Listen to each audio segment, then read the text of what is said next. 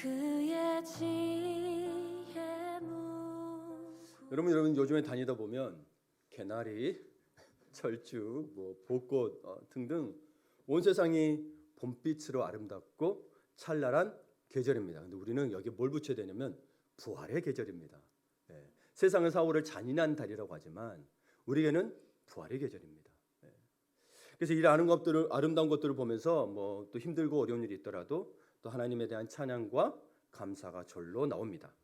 또 근데 이것들을 보면서 이런 생각을 해봅니다. 하나님께서 가장 기뻐하시고 우리가 모두 좋아할 만한 아름다운 일이 무엇일까?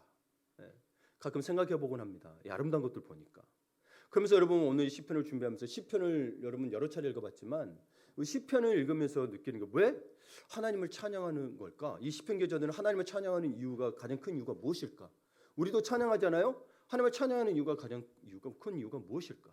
이 예배도 찬양이잖아요. 경배와 찬양이거든요. 그걸 아무리 따져보고 생각해봐도 여러분 우리가 밖에 보면서 꽃 이야기했는데 꽃을 보면 색깔이 아름다워서도 되고 또 색깔도 아름답고 화사하고 또 내년에 또 질 것을 기대되고 그것 때문에 감사됩니다. 찬양됩니다. 근데 여러분 생각해 보세요. 아름다운 색깔, 아름다운 꽃 누가 주시는 건가요? 이게 하나님 여러분 찬양하는 이유는 아주 단순합니다. 뭐냐면 그분이 하나님이시고 창조주이시기 때문입니다. 그냥 꽃이 왔네 우리 꽃놀이 가자 이런 개념이 아니고 정말 이 속에서 찬양이 나오는 것은 그분이 만드셨기 때문입니다. 그리고 우리에게 주셨기 때문입니다. 그래서 하나님은 세상을 만드실 때 빛과 하늘, 땅과 바다, 해와 달, 새와 짐승을 차례로 만드셨어요. 차례로 만드셔서 결국 그리고 그때마다 주님이 뭐라고 그래요? 보시기에 좋았더라. It was good. 이렇게 또 성경에도 기록하게 하셨어요. 그런데 마지막 정점을 찍은 인간을 창조하시고는 뭐라고 그래요? 보시기에 심히 좋았더라. 세 번역에는 참 좋았더라. 저는 참 표현이 더 좋아요. 심히보다 조금 심히는 좀 각 부정적으로 쓸 때 있잖아요. 그래서 참 좋았더라. 영어로는 It was very good. Very good. 무엇이 그리도 인간을 창조하시고 very good이었을까요? 창세기 1장 27절에서 28절을 보게 되면 하나님의 자기 형상 곧 하나님의 형상대로 사람을 창조하시되 남자와 여자를 창조하시고 하나님이 그들에게 복을 주시며 하나님이 좋아서 여러분 그 전에 인간 전에 창조는 복을 주시면란 말이 없어요. 그냥 좋았더라 그러는데 우리는 참 좋았더라 하시고 복을 주신 거예요. 참 좋아서 복을 주시면 뭐냐면 하나님이 그들에게 이르시되 생육하고 번성하여 이 복을 주신 건데 생육하고 번성할 수 있도록 주신 거예요. 그래서 땅에 충만하라 땅을 정복하라 바다의 물고기와 하늘의 새와 땅에 움직이는 모든 생물을 다스리라 하시니라. 그래서 이 말씀대로 남자와 여자가 가정을 이루어 그 자녀들이 생육하고 번성하는 일을 심히 좋아하셔서 하나님께서 그들에게 복을 주셨습니다. 그래서 사람들은 그러나 여러분 그렇다고 해서 만화적도에서만 좋은 게 아니고 보세요. 부모와 자녀들이 하나님을 공경하고 부모에게 자녀들이 순종하고 그럴 때 여러분 가정이 기쁨이 있는 거죠. 맨날 싸워봐요. 이놈의 가정 그쵸? 얘들이 그래요. 나 태어나겠어요. 이런단 말이에요. 야 내가 태어나고 싶어서 태어나겠냐? 이러면 무슨 이 생육하고 번성의 의미가 없죠. 다스리라 그랬단 말이죠. 다스림의 의미가 없어져요. 그러니까 여러분 그걸 가장 기쁜 일로 여겼는데 하지만 형제끼리 불화가 일어났습니다. 그래서 가인이 동생 아벨을 돌로 쳐 죽여버리죠. 가슴 아픈 일이에요. 가정의 불화는요 이 세상에서 가장 견디기 어려운 아픔과 상처로 남습니다.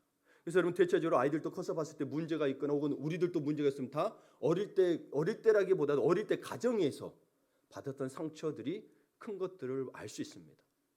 여러분 우리 성경에 또 보게 되면 아브라함과 조카 롯이 살다가 이제는 더는 이 아브라함이 조카와 함께 살 수 없으니까 떠나게 돼버렸어요. 일부러 나가라는 게 아니고 그런 상황이 됐어요. 그래서 롯은 소돔이라는 우리가 결과를 알고 있으니까 멸망의 땅으로 가게 됐습니다. 근데 그 후에 여러분 이렇게 갈라졌는데 그 후에 롯의 후손은요 모압과 암몬의 조상이 되었거든요. 근데 이스라엘과 대대로 적대 관계에 놓이게 됩니다. 이란과 이라크 이스라엘 속에서 적대 관계가 돼요. 앙숙진 것도 없는데 갈라서게 됐는데. 그런데 오늘 말씀에 이스라엘은 여러분 우리는 결론적으로 왔지만 그렇게 갈라졌지만 오늘 말씀의 1절에 보게 되면 보라 형제가 연합하여 동거함이 어찌 그리 선하고 아름다운고. 네. 이 동거함이 조금 여러분에게 부정적으로 들릴 수 있는데 사실 아주 좋은 단어인데 세 번역으로 좀 볼게요. 그래서 세 번역으로 보게 되면 함께 읽어볼까요? 그 얼마나 아름답고 즐거운가. 형제 자매가 어울려서 함께 사는 모습. 예, 어울려서 함께 사는 모습을 동거함이라고 표현을 하는데 여기는 형제 자매가 들어가 있죠. 예, 나중에 세 번역으로 하게 되면서 이제 다 간도 공동된 위치니까 옛날에는 이제 남자 중심의 사고를 가지고 있었기 때문에 그렇게 기록했지만 사실은 이 자매도 다 포함이 되는 거죠. 예, 그 얼마나 아름다운가. 형제 자매가 어울려 함께 사는 모습. 우리도 가정을 꾸리면서 그런 모습을 갖죠. 근데 여러분 이거는 어떤 의미냐면 오늘 이 본문은 사실은 어떤 의미가 담겨있냐면 첫 번째로 우리가 봐야 될 게 뭐냐면 혈연 관계보다 더 선하고 아름다운 공동체가 있다는 겁니다. 물론 혈연 관계도 아주 좋은 공동체입니다. 그러나 그보다 더 아름답고 선한 공동체라는 거예요. 그러니까 여기서 말하고 있는 형제자매는 단순히 혈육적인 관계에 있는 가족을 의미하는 게 아니라 1차적으로는 이스라엘 백성을 의미합니다. 그래서 다시 말해서 가족이라는 보편적 개념을 뛰어넘어서 한 조상으로부터 흘러내려온 한 민족, 한 동족이라는 의미로 포함하고 있습니다. 그러면 유대인들만 말하냐? 그런 건 아닙니다. 여러분 이 시가 다윗이 쓴 시거든요. 여러분 시편 33편 그 위에 보게 되면 다윗이 성전을 올라가며 부르는 노래 돼 있습니다. 다윗이 쓴 시예요. 그럼 다윗의 조상 중에 누가 있냐면 여러분 모압 여인이 있습니다. 그 이름이 뭐예요? 룻. 예. 그러니까 단순히 유대인들만을 말한 게 아니에요. 그럼 이미 뭐겠어요? 하나님 아래에서. 하나님 아래에서 연결된 공동체를 이야기하고 있습니다. 그러면서 시인은 이 구체적인 아름다움이 어디에서 흘러나오게 되는지를 노래하는데요. 이 아름다움이 어디서 흘러나오느냐? 그것은 형제 자매가 함께 좋은 유대 관계를 형성하면서 아름답게 지내는 모습이 이게 아름답다는 그게 이 시에 그래서 나왔다는 거예요. 와, 아름답다. 함께 성전에 올라가는데 형제 자매가 어울려서 하나님을 예배하고 찬양하는 모습이 아름답다라고 이야기하고 있는 거예요.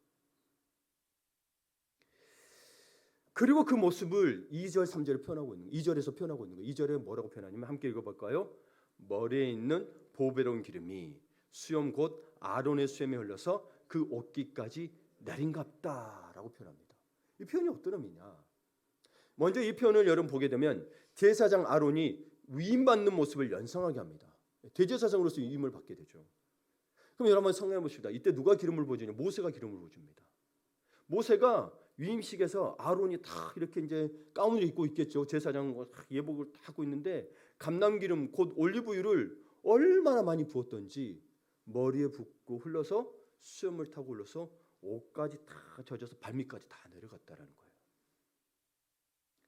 그러니까 이때 어떤 게 되냐면 이때 올리브 향이 이 제사장뿐만 아니라 그 송소를 가득 채우게 됩니다. 이것은 어떤 의미냐면 위에서 부어지는 하나님 은혜를 상징하는데 위에서 부어지는 하나님 은혜가 제사장을 통해 모든 사람에게 퍼지면서 아름다운 그리스도 향기를 바라게 되는 모습을 떠오르게 되는 거죠. 예. 그러니까 여러분 우리 신약에 와서는 대제사에서 예수님을 통하여서 누가복음 10장에 보게 되면 성령을 기름 붓듯 하셨다고 돼 있거든요. 이게 우리에게 다 흘러오는 건데 이 구약에서도 이 대제사장이 예수님이 대제사장에서 가장 위대하신 분이시지만 그 예표에서 대제사장을 세웠잖아요. 구약 때 그때 이 대제사장을 통해서 그런 것을 통해서 주님의 향기가 바를 수 있도록 하셨다라는 거예요. 예. 그러니까 이 모습이 우리 때 와서는 성령의 기름 부으심으로 표현되고 있고 예수님을 통해서 흘러 넘치게 됐다라는 거예요. 예. 그러니까 여기에서 중요한 게 뭐냐면 이 향기 곧 성령이 충만하고 흘러 넘치게 되면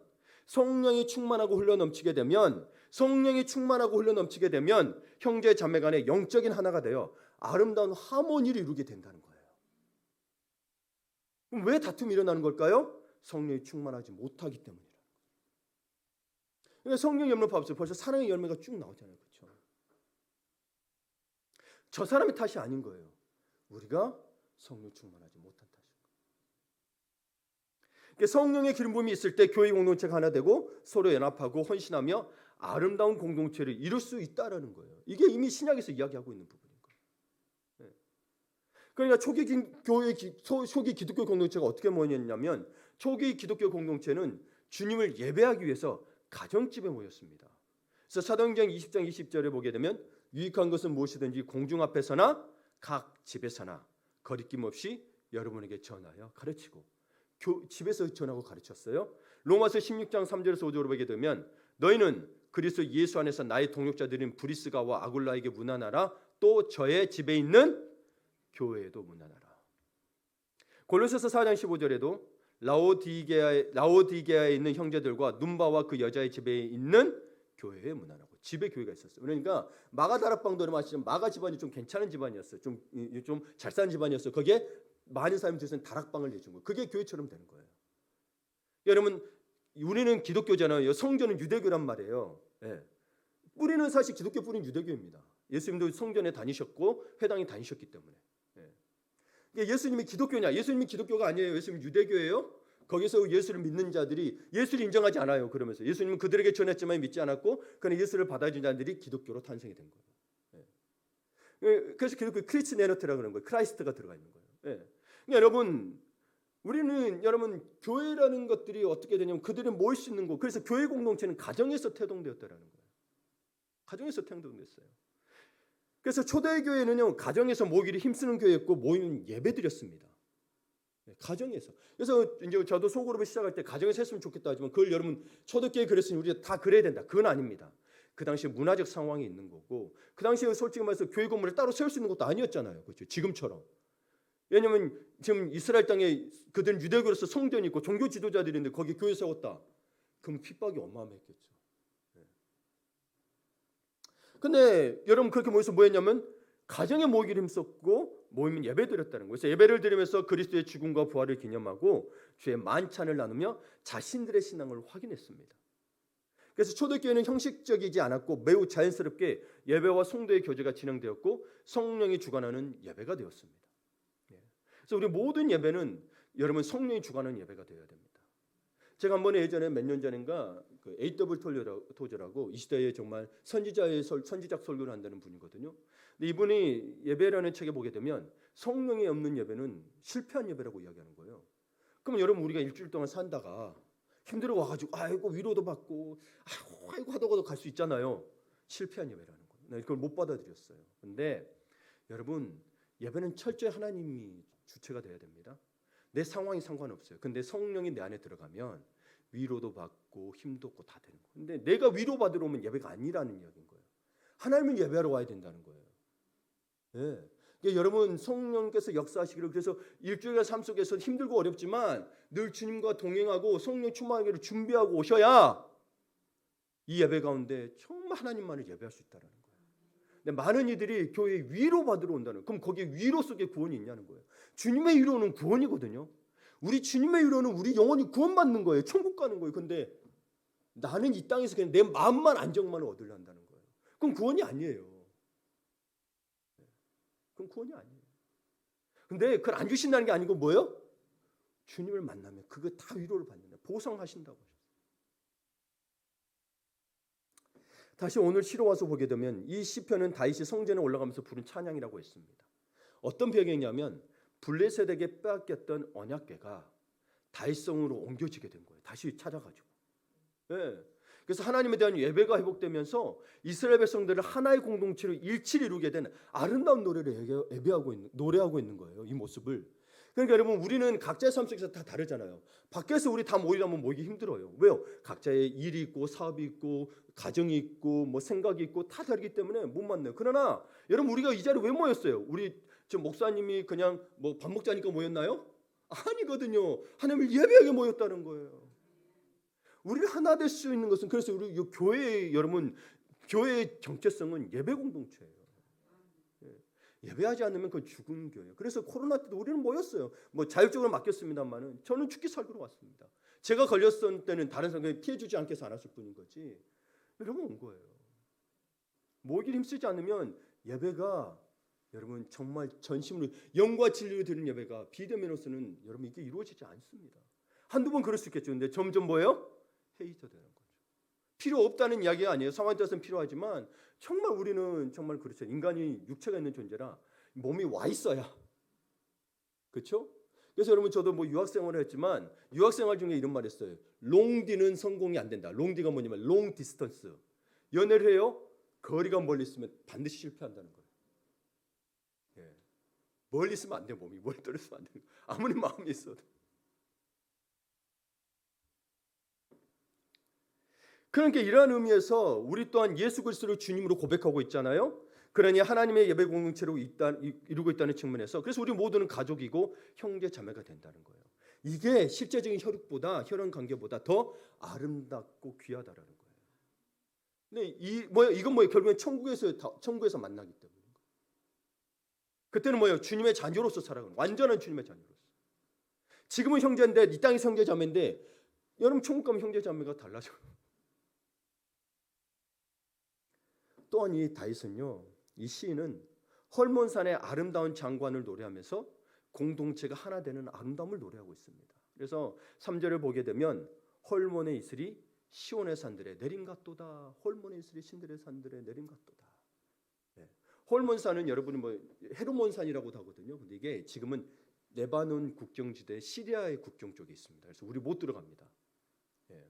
근데 여러분 이 고도가 2,800m 정도 되는 걸로 알고 있어요. 그래서 사진을 보니까 위에 만년설이 있어.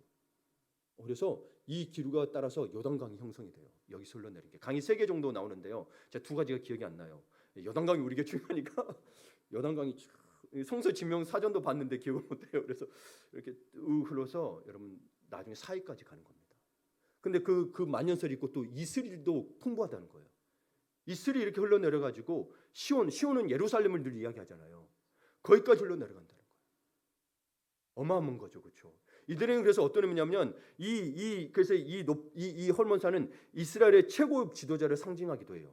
그래서 그 높은 헐몬산 산꼭대로부터 형성된 이슬이 온 땅을 덮을 때 생명의 환희로 가득하게 된다는 거예요. 그렇죠? 팔센지역이 광야다 보니 그걸 흘러내와야만이 생명이 싹트고 꽃을 피고 열매를 맺는다는 거죠. 이들에게는 어마어마한 표현인 거예요. 진짜 생명과도 이 생명의 줄기인 거예요, 이게. 근데 이 상징이 뭐냐? 이 헐몬산이 뭐냐? 이슬을 뿜고 있고 만년설을 뿜고 있는 게 뭐냐? 종교 지도자들이란 거예요. 당시의 제사장들이란 거예요. 그래서 하나님으로부터 내리는 영롱한 은혜 이슬을 이 지도자들이 가질 때 지도자들을 통해 흘러내리는 생명의 기운이 가득해서 공동체, 이 생명의 기운이 같은 공동체가 될 수 있다라는 거예요. 그래서 이 상황이 실현되고 있는 모습을 바라보면서 이 시인은 감탄하며 노래하고 있다는 거예요.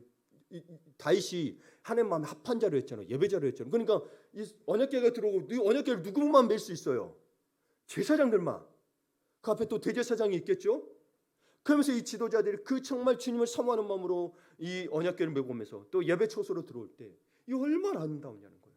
자기 온 나라 이스라엘에 지금 복이 퍼지고 있다는 거예요. 헐몬산에서 내려오는 그 이슬처럼 복이 다 흘러내리고 있다는 거예요.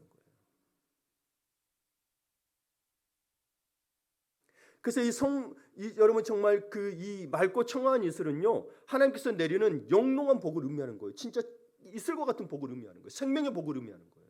그래서 여러분 이 3절 끝에 보면 영생이니라 그렇게 돼 있는 거예요. 예.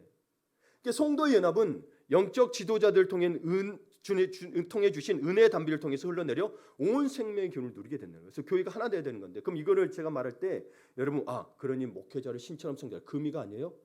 금의가 아니에요. 여러분 목회자는 그러니 그것을 교만하면 안 되고 하나님이 그 직분을 주셨으니 목회자를 통해서 이걸 다 누릴 수 있도록 했다는 거예요. 제사장 아까 아론의 것을 했잖아요. 그러면 여러분 목회자는 자기가 대접받으려는 게 아니고 성도들의 축복을 안 하면 직무유기가 되는 거예요.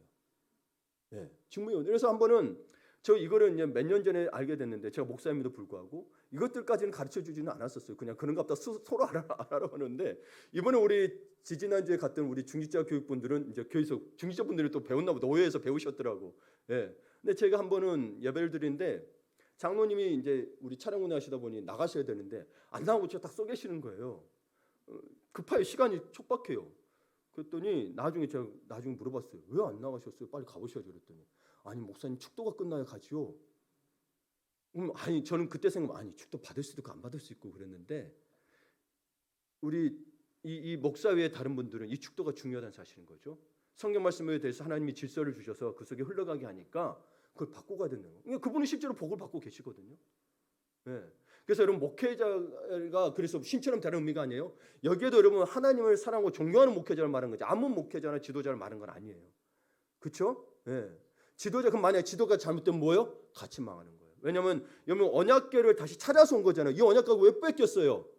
엘리 제사장 아들들이 자기 마음대로 가지고 나가가지고 언약궤만 가지고 싸울 줄 알아가지고 했더니 뭐요? 뺏겨버린 거 전쟁에 져서. 그 우상처럼 한 거예요. 언약궤 가지고 나면 전쟁 이긴다. 하나님을 경배하고 예배할 생각 안 하고 지들 마음대로 제사 드리고 제사 음식 빼돌리고 여자들 데리고 놀고 했던 거예요. 엘리 제사장 아들들이. 하나님에 대해 경배는 아무것도 없었던 거예요. 그 때문에 전제가 있는 거예요. 정말 함께 하나님을 예배하는 지도자를 통하여서 하나님이 그걸 주신다는 거예요. 그러면 장로님 그리스도인은 두 가지가 있겠죠. 물론 축도를 받아서 하나님의 은혜를 받기도 원한 거고 그 목회자에 대한 존경의 마음도 같이 있는 거겠죠. 예. 그러니 여러분 그것들을 함께 누릴 때 하나님 주신 복에서 생명이 넘치지 않겠습니까? 근데 이걸 모른다라면 자꾸 분리되는 거예요. 자꾸 분리. 그러니까 여러분 목회자 탓을 하는 사람들이 가장 불쌍한 거예요, 사실은. 뭐 요거 얻을 하면 요거 얻어 먹어야겠죠, 당연히. 그러나 다윗을 봐보세요. 그럼에도 불구하고 탓하지 않습니다. 사울이 잘못이 없다는 이야기가 아니에요. 하나님께서 갚아주시기를 원하신다는 거예요. 그러니까 여러분 저도 이 목회를 하면서 지금 개척하고 5년이 되면서 느끼게 된 게 여러 가지 중요한 게 많지만 제가 이 설교를 준비하기 전에 그래서 이 설교가 그래서 됐던 것 중에 하나가 있는데 두 가지를 하나님이 딱 주신 거예요. 예배와 리더십. 교회가 정체성은 예배가 없으면 안 돼요. 아무리 선한 일 한다고 해서 교회 아니에요. 그거는 NGO 단체도 다 해요. 예배가 없으면 교회가 아니에요. 두 번째, 그러면 이 예배하는 공동체, 정말 하나님의 섬기는 공동체가 존속하고 지속되기 위해서는 리더십이 필요하다. 중직자가 성숙하지 않으면 안 된다는 거예요. 단순히 여러분 목사만을 이야기하는 게 아니에요. 성경에서 이야기하는 직분자들은 장로, 감독 그리고 여러분 그것들을 다 못했을 때 뭐요? 안수 집사를 세워서 지혜롭고 성령 충만 집사들을 세워서 행했단 말이에요. 신약에 와서 그렇죠? 굉장히 중요해요. 그래서 교회는 리더십을 키워내지 않으면 굉장히 어렵다는 사실을 알게 됐습니다. 하나님이 알아서 하겠죠. 믿음을 가지고 했던 것 같은데 하나님 믿음을 가지고 하셨으니 리더십을 깨닫게 해주신 거예요. 하나님이 알아서 다 해주시는데요. 알아서 너희들이 할 수 있도록 하는 것은 맡기신다는 사실입니다. 예수님이 제자들에게 그리고 승천하시면서 모든 제자들에게 위대한 사명을 위임하셨듯이 주님이 가서 전하면 되잖아요. 근데 우리 보고 모든 민족으로 가서 제자를 삼으래요. 성부와 성자와 성령의 이름으로 세례를 주고 내가 너에게 분부한 모든 것을 가르쳐 지키게 하라. 그래서 제자를 만들라. 제자를 만들기 위해서 하라는 거예요. 제자를 만들기. 그러니까 여러분 이런 아름다움을 노래하면서 교회 공동체는 사랑의 공동체, 예배하는 공동체, 예배하는 공동체잖아요. 그러면 섬김과 나눔이 흘러가는 공동체. 섬김과 나눔은 뭐예요? 리더십이죠. 섬김의 리더십, 나눔의 리더십. 그래서 우리 예배하는 공동체에서는 우리 오시는 분들마다 다른 목사님도 가끔 오셔요. 그렇지 뭐 선교사님도 오시고 하시지만 여러분 우리 예배를 통해 많은 은혜를 받는데요. 우리가 일부러 그런 게 아니잖아요. 하나님 사랑하는 마음으로 하는 거였으니 우리가 화려하지도 않습니다. 봐보세요. 혼자 피아노 치고. 근데 주님이 받아주신다는 거죠. 그러면서 그 다음에 생각하신 게 뭐예요? 우리 리더십을 활용할 수 있는 거. 크리스찬 리더십. 세상에서 말하는 어떤 막 해갖고 카리스마 리더십 말고 섬기고 나누고 영향을 끼칠 수 있는 리더십을 해나갈 수 있다. 우리의 비전이 그렇잖아요. 하나님이 그냥 주신 게 아니라는 이야기. 그래서 한 가지 더 기도하고 있는 것은 우리 심희철 형제도 여기 있지만 우리 청년들을 전담할 수 있는 사역자가 젊은 사역자가 있으면 좋겠다. 왜 그러냐면 여러분 제가 다른 자녀들 찾아봐도 이 20, 30대와 우리 세대들에서 완전히 다른 세대, 다른 문화래요. 이미 우리는 꼰대 문화가 있잖아요. 그런데 그 마음을 가지고 되면 어쨌거나 마음을 연다고 하는데도 불구하고 이게 잘 쉽게 안 된다는 거예요. 그들과 함께하고 그들 문화를 그냥 같이 누릴 수 있는 거. 우리가 보면 이해하는 게 너무 많고 그래서 자꾸 우리 가르치려고 들어요. 가르치는 게 아니라 함께하는 사역자가 필요하다는 생각을 하게 됩니다. 그래서 기도하기 시작했어요. 그래서 여러분도 기도해 주십시오. 20, 30대가 교회도 반드시 살아나야 됩니다. 미정도 종족이 돼가면 안 돼요. 그래서 그렇습니다. 우리는 예수 그리스도를 구주로 고백하고 믿고 하나의 공동체를 이루었다면 그래서 우리 모두는 하나의 가족이고 형제와 자매가 되었다는 사실입니다. 그래서 여러분 이 시인은요 제사장을 통해 흘러내려오는 은혜를 통해 형제간의 연합하는 아름다움을 드러내고 있는 거예요. 그러니까 이 리더십을 통해서 이렇게 내려가서 함께 성도들이 하나 될 수 있도록 그렇죠? 그러니까 말씀 안에서 하나 되는 거잖아요. 목사의 역할은 또 말씀 전하는 거 가니까 또 훈련하는 걸 통해서 이게 참 하나님의 질서. 우리 교회가 그렇게 나가고 있는 게 참 질서라는 생각이 듭니다. 우리 교회 표어가 거든요. 건강한 교회를 세우자. 건강한 주님의 교회를 세우자는 거거든요. 그게 돼야 건강한. 이게 막 크게만 키우는 게 아니라 진짜 여러분들이 주님의 제자가 되고 영적으로 건강하고 신실할 수 있는 그게 되기로 하는 것들. 근데 사단의 방해가 많다라는 거죠. 거기에는 늘. 예. 그럼 여러분 여기에서 보게 되면 이 성령의 기름 부음 흘러 내렸다 그랬잖아요. 지금 와서는 성령의 기름 부음의 표현을 쓰게 되는데 하나님은 공동체를 위해서 한 사람의 리더를 세울 때도 기름을 부었습니다. 사무엘이 다윗에게 기름을 부었을 때 다윗이 여호와의 영에 크게 감동되었습니다.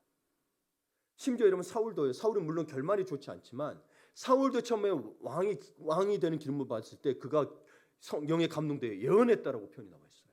이 사람 원래 예언자가 아니에요. 네. 근데 예언했다고 돼 있어요. 크게 감동돼요. 그리고 사도행전 10장 30절을 보게 되면 하나님께서 예수님께 성령과 능력을 기름 붓듯 하셨다고 기록하고 있거든요. 함께 읽겠습니다.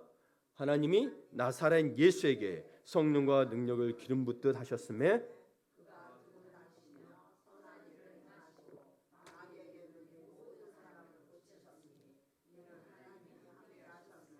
아멘. 여기 보게 되면요. 나사렛 예수라고 표현을 해요. 보통 예수 그러는데 이건 뭐예요? 나사렛에서 태어난 예수라는 거예요. 육신을 가진 예수님 표현할 때 나사렛 예수라고 해요. 육신을 가진 예수에게 성령과 능력을 기름 붓듯 하셨다는 거예요. 육신을 가졌으니까. 그럼 뭐예요? 우리도 성령과 능력을 기름 붓듯 받을 수 있다라는 거예요. 실제로 그 제자들이 그렇게 행하죠. 그래서 여러분 끝난 게 아닙니다. 우리에게도 붓고 계십니다. 예. 근데 또 기름 부었다는 건 어떤 의미냐면 하나님의 위대한 사도로 세우시기 위함과 동시에 공동체의 사명을 감당하도록 위해서였다는 그게 여러분 예수님의 제자들인 거예요. 사도들. 그 사도성을 우리가 이어받는 거예요. 우리는 진짜 사도는 없어요. 사도성 그 정신과 그 마음과 자세를 이어받는 거죠. 주님의 가르침을 이어받는 거예요. 예. 어디 가서 내가 사도다 그러면 여러분 우리는 이단이라고 합니다. 예. 있어요. 그런 분들 계세요. 물론 사도적인 그 위치적인 건 맞아요. 기능들을 해요. 그러나 우리는 사도는 아니에요. 예수님과 함께했던 자들이 사도고 그 다음에 교부 이야기하고 우리는 다 그 사도성을 이어받은 후예들인 거지 우리가 사도는 아니에요. 네. 그러니까 그 사명이 뭐냐? 우리의 공동체 사명이 뭐냐? 복음을 전하고 선한 일이라고 돼 있어요. 이 말씀에 보면 그럼 선한 일이 뭐냐? 곧 살리는 일인데 마귀에게 눌린 모든 사람을 고치는 일이란 거예요. 그러니까 우리의 선한 일은요, 여러분 나가서 뭐 가난한 자 도울 수 있습니다. 먼저 그게 아닙니다. 우리는 영적으로 살리는 거 먼저 해야 됩니다. 그래서 눌린 자 있으면 마귀 쫓아내셔야 되고, 여러분 특히 교회 피택 받은 자들, 안수 받은 자들은 그거 쫓아내셔야 됩니다. 목사만 의존할 게 아니에요. 왜 괜히 안수 받은 게 아니에요. 목사만 하는 거 아니에요, 여러분. 그래서 여러분 신약 시대에도 지혜가 성령에 충만한 집사라고 되어 있잖아요. 예, 지금의 안수 집사. 예, 안수 집사까지는 이게 안수를 받아 픽됐던 자들은 귀신 쫓아내야 되는 거예요. 목사 의지하는 거 아니고.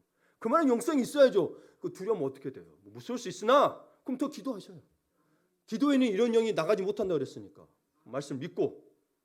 예. 여러분 안수 괜히 받은 거 아니에요. 예.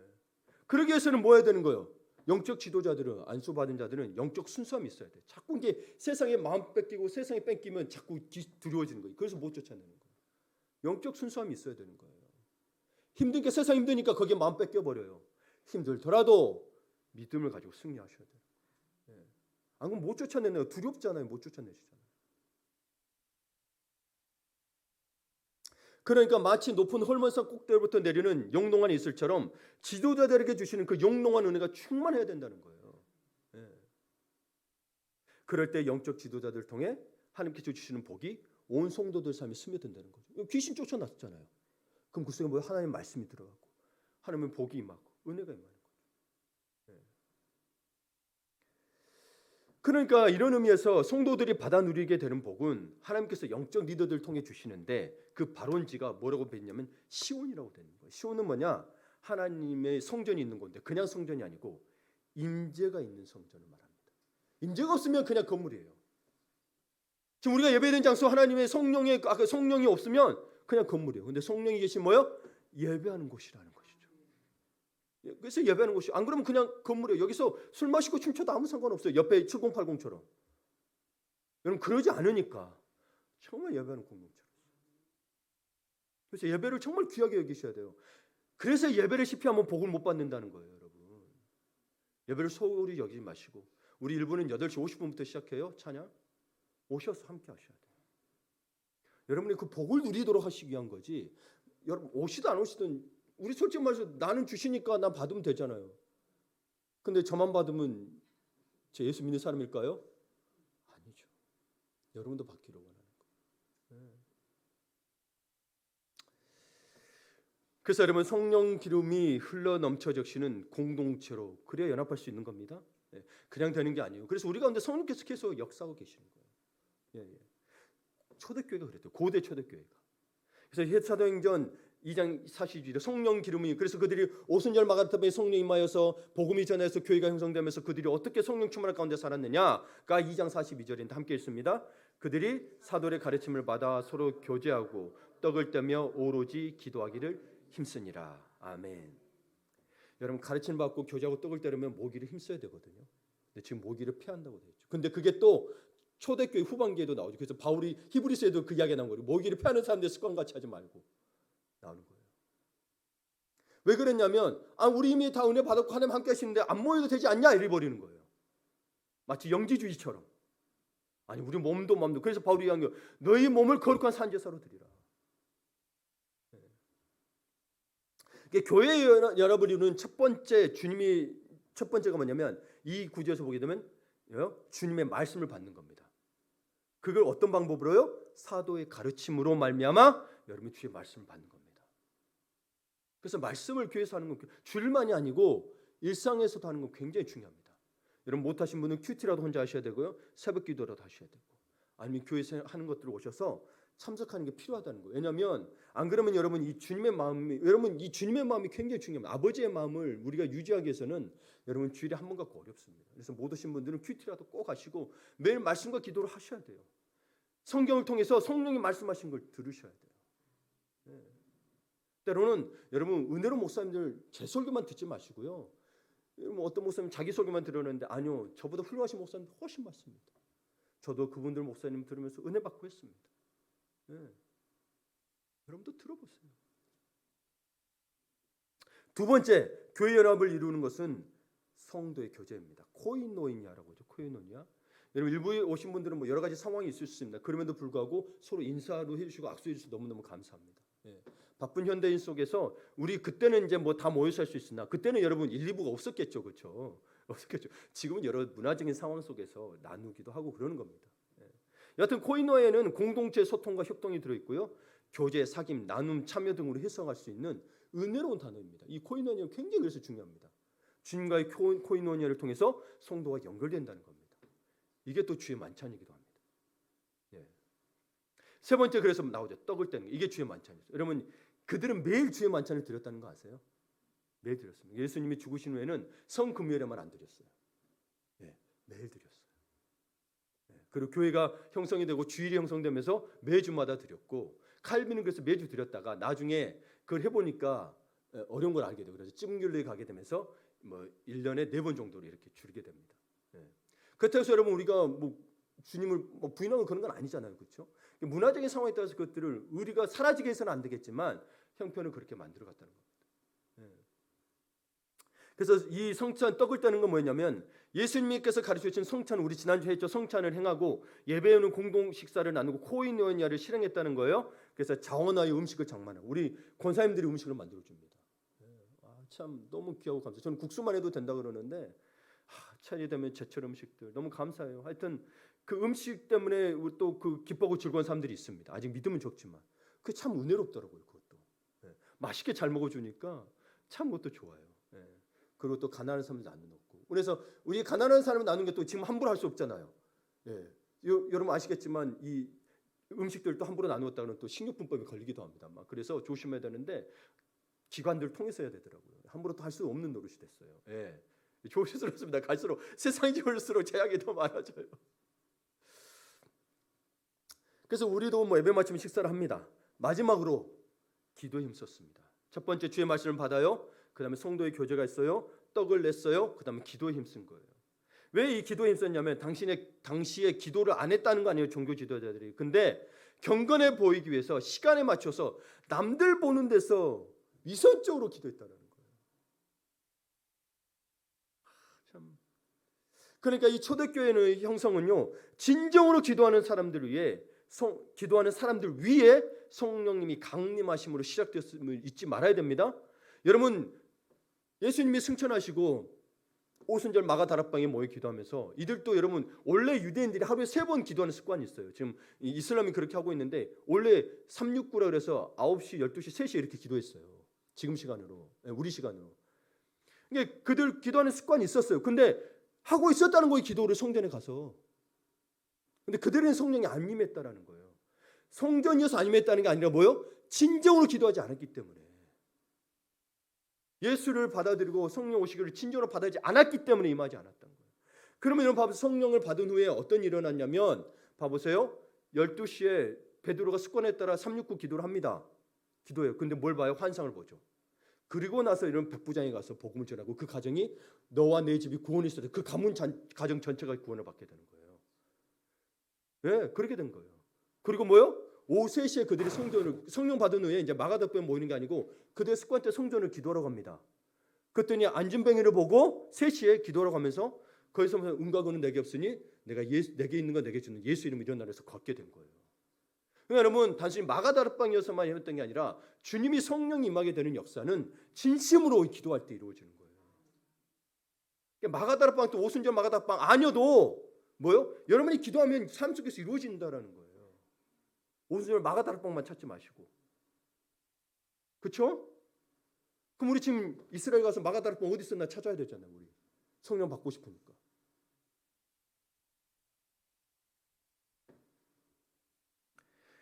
그래서 여러분 이 기도로 인해서 이 성령 받기 원하는 진정한 기도를 통해서 구원받은 사람이 날마다 교회에 더해지겠다는 사실인 거예요. 그래서 모이기 힘쓰게 되고. 왜 성령 받았습니까? 시는 마지막으로 강조합니다. 3절을 보게 되면 거기에서 여호와께서 복을 명령하셨으니 곧 영생이로다. 할렐루야. 네. 성전은 백성들이 복을 받은 중심지라고 합니다. 여기는 단 뭐요? 하나님의 임재가 있어야 하는 곳이에요. 그래야 영생이 있는 곳이에요. 성령을 받지 못하면 영생이 없습니다. 이건 제 이야기가 아니고 저도 동의하는 바예요. 칼빈이 이야기했던 바입니다. 그러므로 믿음의 형제는 성전을 통해 복을 받을 수 있다는 사실을 깨닫고 형제의 소중함과 함께 서로 연합하는 아름다운 하모니가 있는 교회 가족 공동체를 이루어가야 할 것입니다. 예, 말씀 마무리 짓습니다. 이런 선한 공동체를 이루기 위해서는 염두에 두어야 할 일이 있습니다. 사탄이요 방해가 심합니다. 그래서 아시겠지만 초대교회 거치면서 초대교회 때도 핍박이 심했죠. 중세 때도 아주 암흑기가 오죠. 예. 심지어 여러분 근대 와서도 사단이 이제는 교회를 핍박했는데 교회를 모방하기 시작합니다. 여러분 아세요? 여러분 다른 종교들도 우리 교회가 먼저 수련회 시작하고 뭐 했거든요. 그래서 불교도 수련회 있고요. 신앙 수련회 있고요. 다 수련회 있습니다. 여튼 사단이 교회를 모방하면서 근대 와서 어떤 일이 발생됐냐면 교회와 사회를 아주 어둠으로 몰아넣어 버리는데 초대교회가 한 일 중에 가장 놀라운 일이 뭐냐면 물건을 상통하는 일이었어요. 부자들이 다 또 교회에 갖다 바치면서 서로 상통했어요. 자기 게 없었어요. 이것을 모방해서 재산의 공동 소유를 바탕으로 한 공산주의 사상과 정치 체제가 생겼습니다. 아시다시피 마르크스도 여러분 신앙인이었어요. 예, 교회를 이제 모방하기 시작해요. 그러면서 또한 지금 뭐요?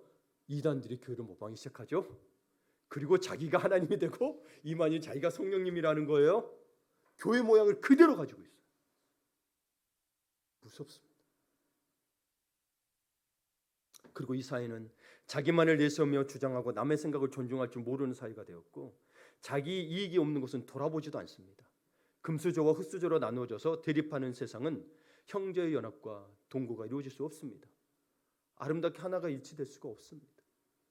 오직 그리스도께서 둘로 하나를 만드시는 화평에 의지할 수밖에 없습니다. 그래서 에베소서 2장 10절에 그 답은 여기에 있어요. 우리도 보게 되면 함께 있습니다. 그는 우리의 화평이신지라 둘로 하나를 만드사 자기 육체로 허시고. 예, 그래서 예수의 십자가를 통과하지 않냐면 하나 될 수가 없어요. 마음먹은 대로 안 돼요. 그렇게 십자가의 생으로 성도 연합을 이루게 하신 것이 예수 그리스도가 머리 대신 교회라는 거예요. 그 교회를 정말 소중히 여기셔야 돼요. 그러한 아름다운 공동체를 이룰 수 있는 원리가 바로 제사장 임식에서 부은 기름이 흘러넘쳐 내려오듯 하나님의 은혜가 위로부터 내려올 때 공동체가 하나 되는 은혜를 누릴 수 있음을 알게 합니다.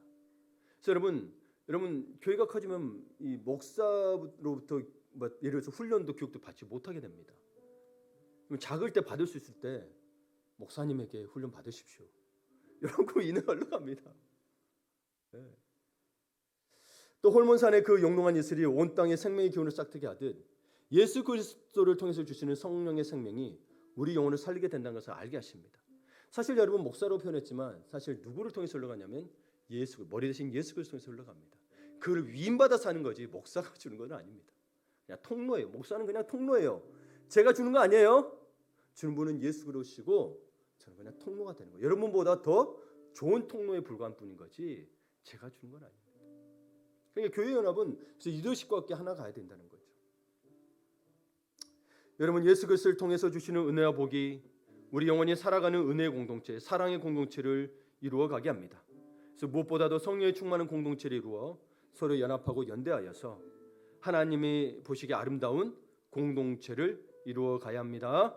이것이 바로 오늘 우리에게 주어진 사명이요 하나님이 주시는 공동체에 흐르는 복입니다. 여러분 이거 공동체 생각 안 하면 이 복을 못 받습니다. 자꾸 개인만, 내 집, 나하고 내 가정만 그러지 마시고 가정이나 교회나 정말 가족과 같은 신앙 공동체를 이루어가는 은혜가 있기를 바랍니다. 아멘.